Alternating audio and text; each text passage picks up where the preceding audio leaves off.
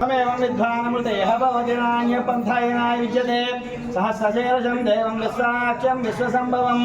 विश्वं नारायणं देवमक्षरं परमं पदं विश्वतपरमानित्यं विश्वं नारायणं हरिं विश्वमेवेदं पुरुषस्तद्विषमुपजीवति पदं विश्वस्यात्मेश्वरगं दाशरगं शिवमच्युतं नारायणं महाज्ञेरात्मानारायणपरः नारायणपरं ब्रह्मतत्त्वं नारायणपरः नारायणपरो ध्याता ध्यानं नारायणपरः सर्वं दृश्यते श्रूयतेऽपि वा